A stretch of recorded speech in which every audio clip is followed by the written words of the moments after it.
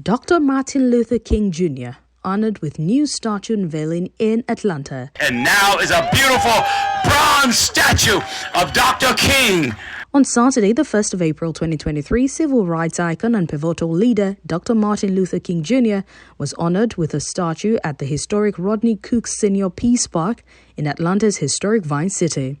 The unveiling, which held 3 days ahead of the 55th anniversary of Dr. King's assassination, was well attended by the mayor of Atlanta, Andre Dickens, Dr. Bernice King, the daughter of the late Martin Luther King Jr., Congressman Dr. Rich McCormick of the 6th Congressional District, former Boy Scout Director Tim Minad, international public speaker Didi Wong, and the CEO of the Ad King Foundation, Dr. Babs Onobanjo, amongst many others.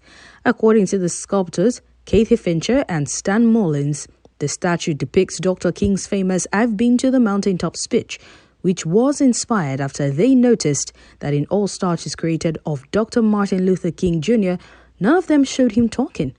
This inspired them to depict him with his hands raised into the sky to show that he was seeking guidance from heaven. In the words of my father, and so Jesus gave us a new norm of greatness. If you want to be important, wonderful. If you want to be recognized, wonderful. If you want to be great, wonderful. But recognize that he, and I'm going to add she, who is greatest among you, shall be your servant. This is your new definition of greatness. And there's an atmosphere over this city, over this region, over this nation that was set by the prophets over 55 years ago.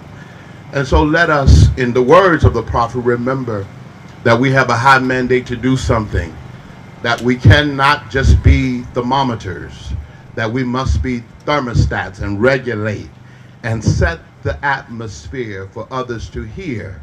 Let us now unveil this magnificent statue that I saw Stan and Kathy there in Athens, Georgia, molding this, and now is a beautiful bronze statue of Dr. King, not just a businessman in a suit, but in his preaching robe with a Bible in his hand held toward heaven. Yes, I've been to the mountaintop.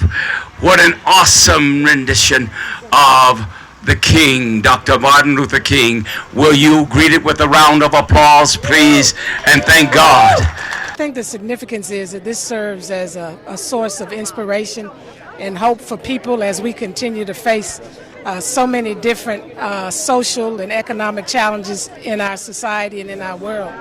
And they can come to this park and discover more about who Dr. King was as a nonviolent peace warrior.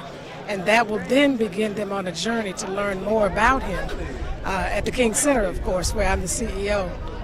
And begin to connect to that movement so that they can continue to struggle for justice, freedom, and equality in the nonviolent spirit.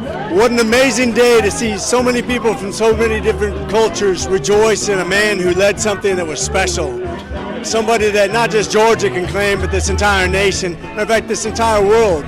When you see people like Gandhi looking at Martin Luther King and rejoicing in something he led, a peaceful movement to take over a nation that's led the rest of the world and made an impact that will be forever immortalized in someone who did something special as a minority, as somebody who was persecuted while he was alive, and even though he is now dead, he is immortalized now forever through this amazing tribute to what he did for this country and the rest of the world. We're honored to have received this beautiful award here at the Martin Luther King Jr. statue unveiling with all these great people here.